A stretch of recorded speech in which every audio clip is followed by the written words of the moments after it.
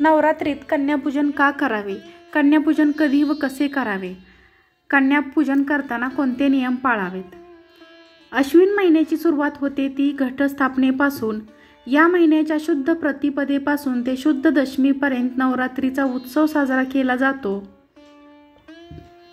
हा उत्सव असतो महिषासुरमर्दिनीचा. हा जागर असतो आदिमातेचा. 9 दिवस मातेच्या 9 रूपांची पूजा केली जाते. नवरात्रीमधील एक महत्त्वाचा विधी म्हणजे कुमारिका पूजन किंवा कुमारी पूजन.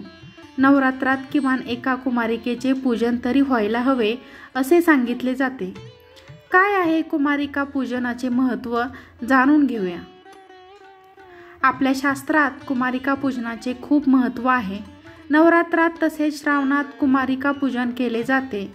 कन्यापूजन महत्त्वाचे आहे कारण नवरात्रीमध्ये दुर्गा देवीच्या 9 रूपांची पूजा करणे विशेष शुभ मानले जाते. यासोबत नवरात्रीच्या अष्टमी किंवा नवमी तिथीला मुलींची पूजा करण्याची विशेष परंपरा आहे. कन्यापूजेमध्ये 2 ते 9 वर्षापर्यंतच्या मुलींना कुमारिका म्हणून पूजेसाठी बोलवतात.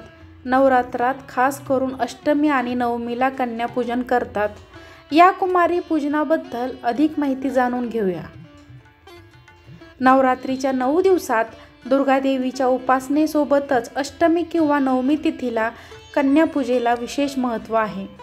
या दिवशी 9 मुलींना भोजनासाठी आमंत्रित करून कन्यापूजन केले जाते. कुमारिका पूजनाशिवाय देवीचे पूजन पूर्ण होत नाही असे सांगितले जाते. नवरात्रात काही ठिकाणी चक्रपूजा नावाचा एक विधी केला जातो. कुमारिकांना भवानी म्हणून बसवलं जातं आणि त्यांची पूजा केली जाते. चक्रपूजेत भोजनाचा पहिला मान कुमारिकेचा असतो. त्यानंतर सगळेच अन्न ग्रहण करतात. कुमारिका पूजन करण्यासाठी मुलींना आधीच सांगून ठेवावे म्हणजे आयत्या वेळी धावपळ होत नाही. कुमारिकांना आवडेल अशी भेटवस्तू आणावी म्हणजे त्या खुश होतात.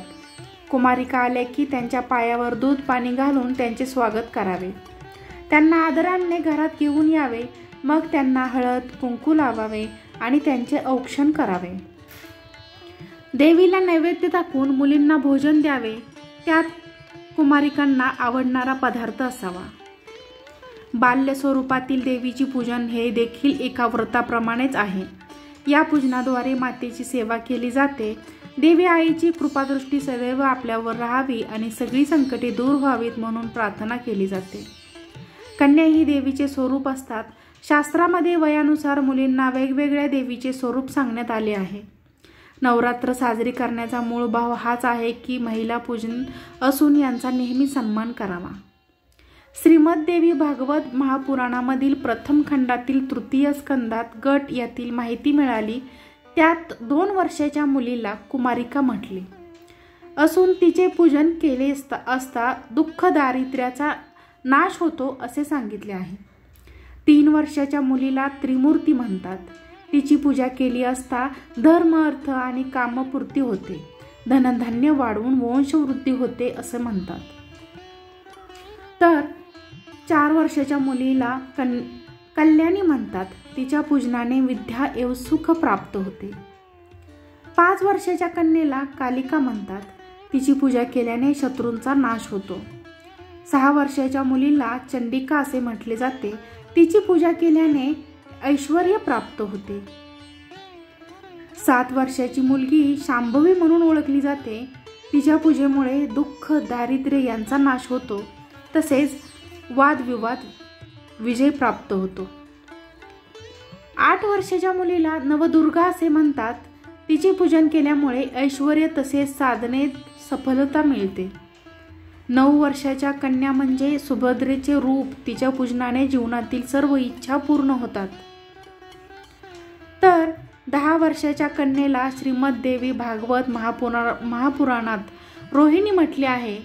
तिच्या पूजनाने जटिल आजार देखील बरे होतात आणि आपल्याला सुदृढ आयुष्य मिळते. अष्टमी किंवा नवमी तिथीला कन्यापूजेसाठी मुलींना आमंत्रित करा. यानंतर पूजेच्या वेळी कन्याची पूजा करण्यासाठी संकल्प करा. कन्यापूजेसाठी हरभरा पुरी, हलवा, खीर इत्यादींचा प्रसाद तयार करून माता राणीला अर्पण करा. आता आपण जाणून घेऊया कन्यापूजन कधी आहे आणि कन्यापूजनाचा विधी. नवरात्रीची सुरुवात ही अश्विन महिन्याच्या प्रतिपदे तिथीपासून सुरू होते आणि नवमी तिथीला समाप्त होते. नवरात्रीत कन्यापूजनाला खास महत्त्व आहे. तर कन्यापूजन नवरात्रीच्या अष्टमी किंवा नवमी तिथीला केली जाते. नवदुर्गाच्या पूजेबरोबरच नवरात्रीच्या 9 दिवसात कन्यापूजेलाही विशेष महत्त्व आहे. मुलींची पूजा केल्यावरच नवदुर्गाची पूजा केली जाते अशी धार्मिक धारणा आहे. नवमीच्या दिवशी कन्यापूजनापूर्वी घर स्वच्छ करून घ्यावे, कारण घरात येणाऱ्या कन्या या देवतेचे रूप मानले जाते. कन्यापूजनात 9 कन्या आणि एका बालकाची पूजा करणे फार महत्त्वाचे असते. मात्र हे शक्य नसेल तर कमीत कमी 2 कन्यांना भोजन जरूर द्या. कन्यापूजन करताना त्यांचे पाय दूध किंवा पाण्याने आपल्या हाताने साफ करा, कारण त्यांना देवीचे रूप त्या दिवशी प्राप्त झालेले असते. त्यानंतर त्यांना स्वच्छ ठिकाणी बसण्यास सांगावे. कन्यांना खीर, पुरी, हलवा, चणे तुम्ही खाण्यास देऊ शकता.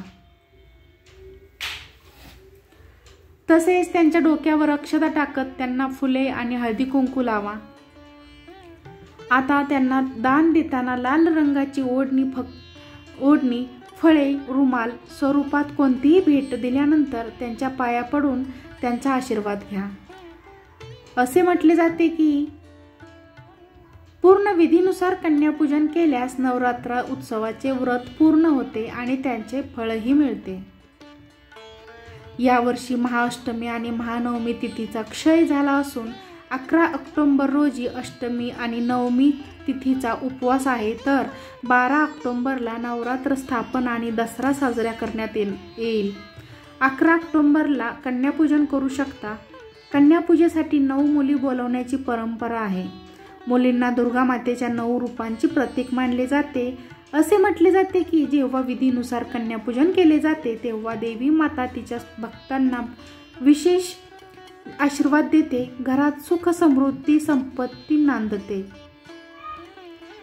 नवरात्रीत कन्यापूजेची पद्धत आणि महत्त्व जाणून घ्या. अष्टमी किंवा नवमी तिथीला पूजेची वेळी कन्याची पूजा करण्याची संकल्पना करा. कन्यापूजेसाठी हरभरा, पुरी, हलवा, खीर इत्यादींचा महाप्रसाद तयार करून माता राणीला अर्पण करा.